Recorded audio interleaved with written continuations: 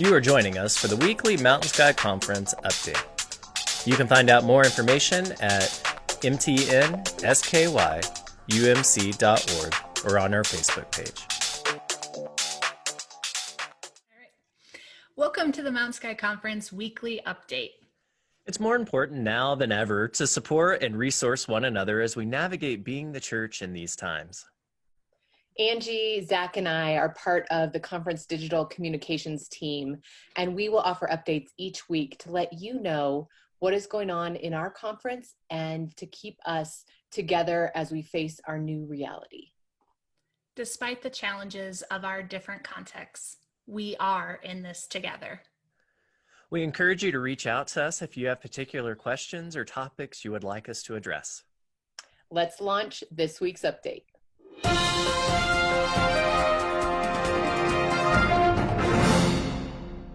This week on the weekly Mountain Sky update, we're going to begin to talk about our physical distancing plans through May. How do we rise up and extend through this crisis as a conference and as churches?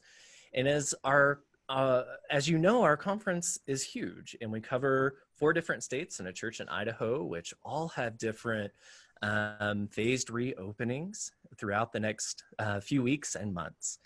I can tell you here in Montana, we are in phase 1 of our reopening plan, which simply means that we're taking a look at our gathering size of no more than 10. The recommendation is that 65 and older and those with health conditions continue to stay home, that everybody wear masks when they do go into public, and very consistent with what others are doing. As far as my churches are concerned in Choteau, Brady, and Dutton, we are looking at the bishop's recommendation to continue to be closed and online through May 31st. And I know there's a lot of anxiety and hopeful that we meet before that. As our brothers and sisters in Christ around us gather and have started gathering in their churches, we continue to gather online. And I know that that is hard, but our hope and our concern is keeping people safe and healthy through this time and make sure that we continue to keep the curve flat. And so we've made the tough decision to continue to look at May 31st. Annie, can you tell us a little bit about where you are as a conference person in the phased reopenings?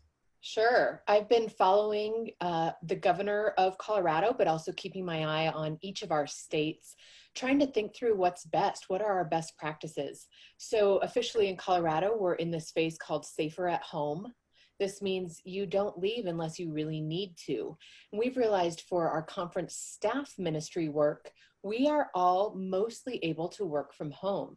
So we're still discovering tools on how best to connect as teams, how to do our work that is certainly connected, how do we keep each other informed, and then how do we build on this idea that we can still be connected, but maybe we just need a few new tricks, a few new platforms, a few new ways to stay connected. So we're really looking into that so we can strengthen ourselves in ministry.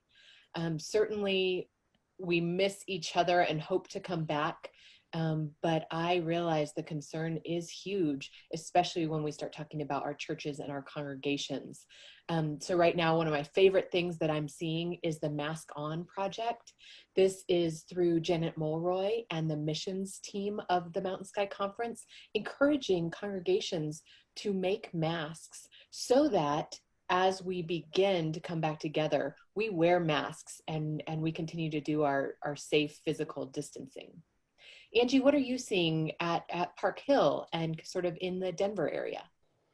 Yeah, so I am one of the pastors that's actually in transition this year for a new appointment. And so that comes with a lot of anxieties in itself, changing churches, but also in this pandemic. So what we're doing at Park Hill UMC is we are monitoring closely our governor and our mayor, Mayor Hancock, and what their procedures are for this reopening phase. But more importantly, Bishop Karen suggested that all of the conference churches stay closed through May 31st. And so we are following her guidelines for that. So Park Hill is closed at least through May 31st. And then depending on what happens in the state or in the city of Denver, we'll look at what reopening means, but knowing that if it is 10 people, that's going to look really different for a congregation that worships over 200 on a Sunday. And so we'll be looking at, does it make sense to have youth group or small groups that can be socially distanced for 10 people or not? And I imagine when I get to Applewood Valley in Golden, Colorado, in July, that will be the same thing. We'll be looking at the governor and the bishop's recommendations and go with the best plan for our context of our church. And now we know that May is right upon us. And so May is Mental Health Awareness Month. Annie, can you tell us a little bit about what the leadership development team is doing? I'd love to. The leadership development team of the Mountain Sky Conference met recently and talked about well-being cohorts. How can we support one another, and how can we resource therapists and other experts in caring for our souls? So the leadership development team would like to offer a couple of things beginning in May. There will be money available for well-being cohorts. One of the populations the team talked about was youth workers and children's ministry workers. So some are volunteers, some are paid and on staff, but we know this time has been emotionally exhausting as people have worried about the teens they care for, the children they care for in all of our churches.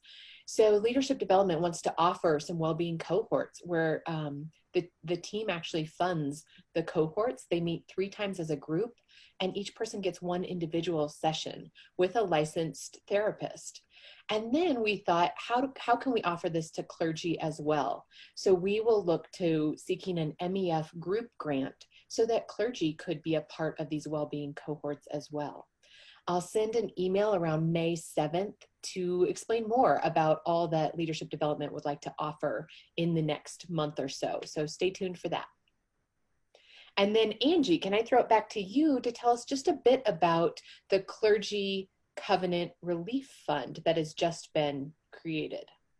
Yeah, so the Clergy Covenant Relief Fund, or CCRF, was created specifically in this time of crisis to aid less than full-time clergy or lay supply pastors if their churches experience acute financial hardship.